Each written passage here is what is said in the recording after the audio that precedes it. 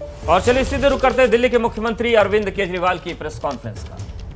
अन्य राज्यों में या अन्य शहरों में समय के साथ प्रदूषण बढ़ा है, विकास की एक्टिविटीज के साथ प्रदूषण बढ़ा है, लेकिन दिल्ली में 30% पोल्यूशन की कमी है। 2014 में PM 2.5 149 होता था, आज PM 2.5 103 है। 2014 में PM 10 324 होता था, आज 223 है। तो लगभग 30% प्रदूषण में कमी आई है। एक और आंकड़ा मैं देना चाहता हूं कि 2016 में प्रदूषण के हिसाब से अच्छी हवा 109 दिन होती थी। 365 में से 109 दिन अच्छी हवा होती थी। ये संख्या बढ़ के 163 हो गई है। अब साल में 163 दिन अच्छी हवा होती है।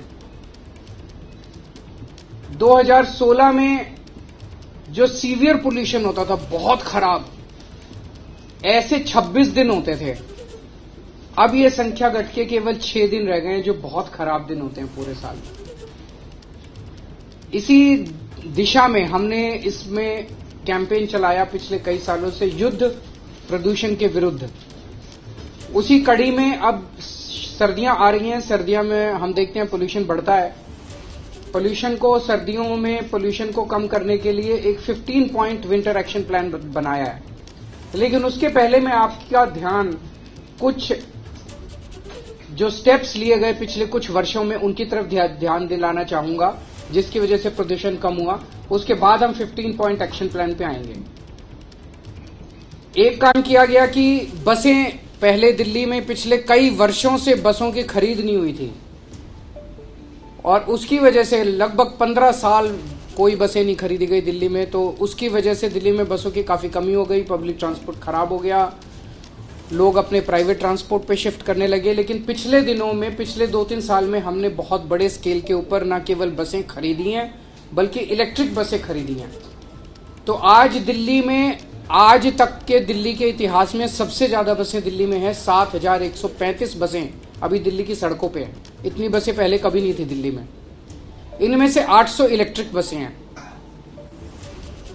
2020 में हमने इलेक्ट्रिक व्हीकल पॉलिसी लॉन्च की थी, केवल बसों के लिए नहीं, सभी के लिए, प्राइवेट सेक्टर के लिए भी। और ये पॉलिसी देश नहीं, दुनिया भर में इसकी सराहना हो रही है। और आज दिल्ली के अंदर जितने बड़े स्केल के ऊपर इलेक्ट्रिक व्हीकल्स खरीदे जा रहे हैं, ये शायद पूरी दुनिया में सबसे ज्यादा है। आज जितने व्हीकल्स रजिस्टर होते हैं, नए व्हीकल्स आज जितने खरीदे जाते हैं दिल्ली में, उसमें 17% व्हीकल्स ई व्हीकल्स खरीदे जाते हैं। जैसे जैसे विकास होता है वैसे वैसे पेड़ कटते हैं, सड़कें बनती हैं, बिल्डिंग्स बनती हैं। और देखा गया कि अलग अलग शहरों के अंदर जैसे जैसे विकास होता है वैसे वैसे जो हरित क्षेत्र है उसमें कमी आती है, पेड़ों में कमी आती है। दिल्ली में उल्टा हो रहा है।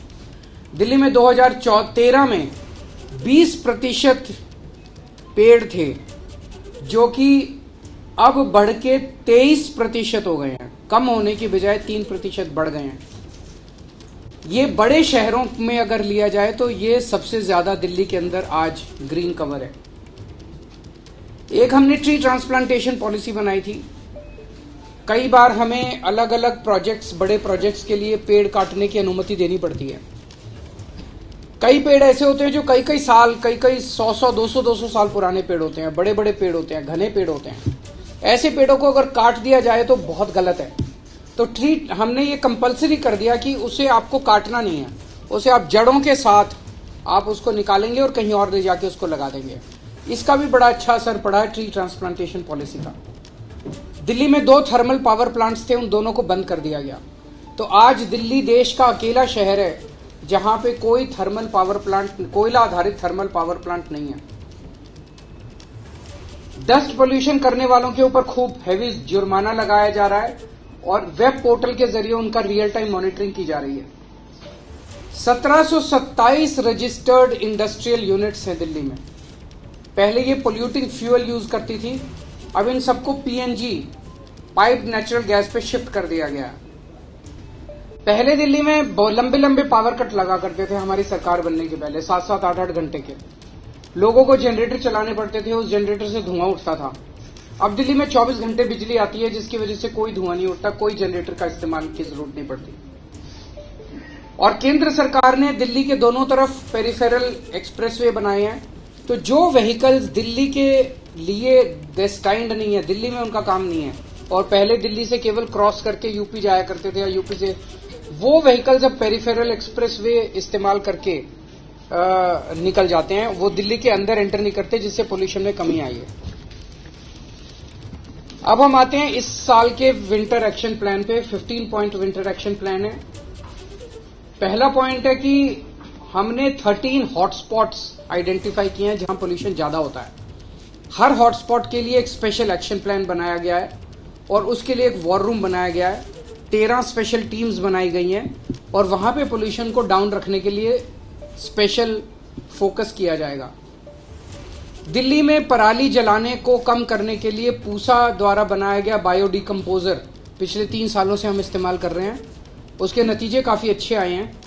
पिछले साल हमने 4400 एकड़ में बायोडिकम्पोजर का इस्तेमाल किया था।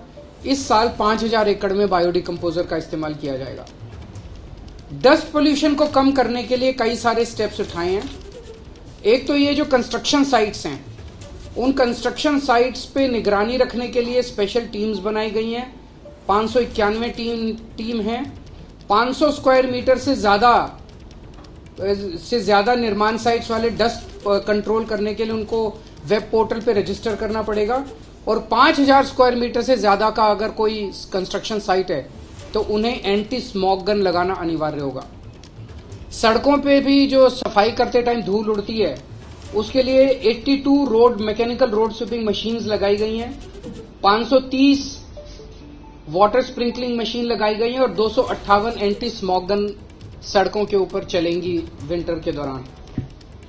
जो व्हीकल से पोल्यूशन होता है उसको कंट्रोल करने के लिए पीयूसी सर्टिफिकेट्स की जांच करने के लिए, और 10 साल से पुराने डीजल व्हीकल और 15 साल से पुराने पेट्रोल व्हीकल्स को प्रतिबंध के कंप्लायंस के लिए 385 टीम्स गठित की गई हैं। जो कंजेस्टेड एरियाज है, जहां ट्रैफिक ज्यादा रहता है, वहां पे व्हीकल खड़ा हो जाता है और व्हीकल खड़ा होकर वहां पे पोल्यूशन करता है, ऐसी 90 सड़कों की पहचान की गई है और वहां पे ऑल्टरनेट रूट्स प्रोवाइड करे जाएंगे। उसको प्रचारित किया जाएगा कि आप इसको अवॉइड कीजिए, इस सड़क को आप यहां से निकल सकते हैं। खुले में कूड़ा जलाने पे प्रतिबंध है और 611 टीमों का गठन किया गया है जो इसके ऊपर निगरानी रखेंगी। मैंने जैसे कहा कि 1727 इंडस्ट्रियल यूनिट्स हैं रजिस्टर्ड, जो कि अब पीएनजी नॉन पोल्यूटिंग फ्यूल का इस्तेमाल कर रही हैं। इसकी निगरानी के लिए 66 टीमों का गठन किया गया है। एक ग्रीन वॉर रूम बनाया गया है 24 घंटे, जिसके जरिए निगरानी रखी जाएगी। ग्रीन दिल्ली ऐप जो लॉन्च किया गया था, उसका बड़ा सक्सेसफुल रिस्पांस रहा है। 3 साल पहले लॉन्च किया गया था। इसमें लगभग 70,000 शिकायतें आईं, जिसमें से 90% 63,000 शिकायतों का निपटारा कर दिया गया है। हम दिल्ली के लोगों को अपील करेंगे कि एंड्रॉयड और आईओएस के ऊपर ये ग्रीन दिल्ली ऐप है, उसे जरूर डाउनलोड करें, और कहीं भी किसी भी तरह की अगर दिल्ली में प्रदूषण करती हुई एक्टिविटी दिखाई दे, उसको इस ऐप पे भेजें, हम उस पर तुरंत कार्रवाई करेंगे।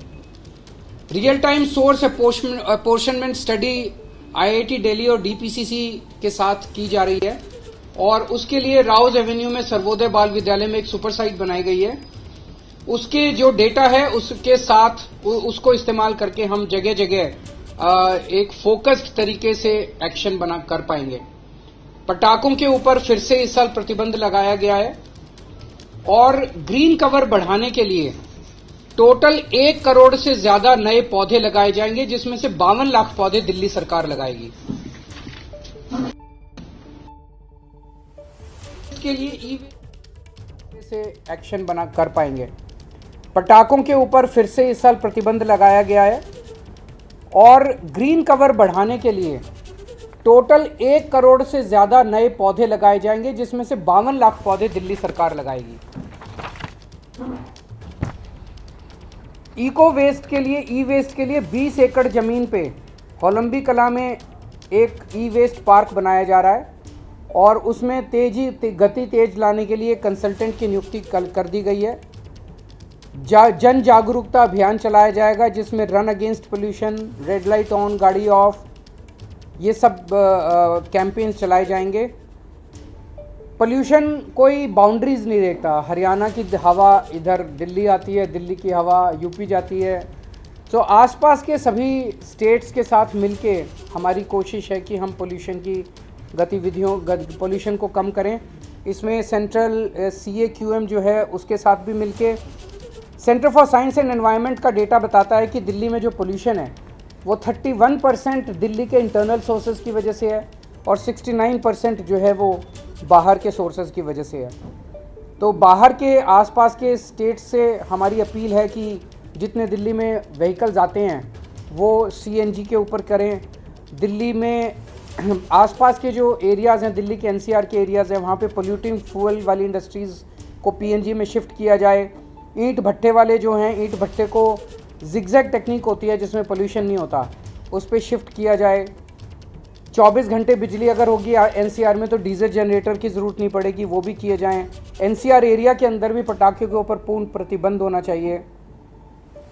और जो ग्रैप है, आखिरी पॉइंट, ग्रैप को पूरी शिद्दत के साथ लागू किया जाएगा। अब ग्रैप में CAQM के ज़रिए और सेंट्रल गवर्नमेंट के अन्य एजेंसीज़ के ज़रिए 3 दिन बाद का वो पता चल जाता है, ये पूर्वानुमान फोरकास्ट होता है, तो उसके बेसिस पे ग्रैप को लागू किया जाता है जिससे कि पोल्यूशन को पहले से कंट्रोल किया जा सके। तो ये कुछ एक मेजर्स हैं। अब अगर आपके कोई क्वेश्चंस हैं तो। सर, पराली को लेकर अभी आप क्या स्थिति देख पा रहे हैं? रियल टाइम रिपोर्ट आपका क्या कह रहा है? पड़ोसी राज्यों में कई जगह खबर आई करने लगे। देखिए, पंजाब का मैं थोड़ा सा बताना चाहता हूँ। पिछले साल हमारी मार्च में सरकार बनी थी, तो दिल्ली के मुख्यमंत्री अरविंद केजरीवाल बता रहे हैं कि दिल्ली में प्रदूषण कम हुआ है। उनका ये कहना है कि दिल्ली के भीतर जो प्रदूषण है उसमें दिल्ली के भीतर जो पोल्यूटिंग एक्टिविटीज़ हैं उनका योगदान सिर्फ 30% है और बाहर जो हो रहा है उसका योगदान उससे कहीं ज़्यादा है।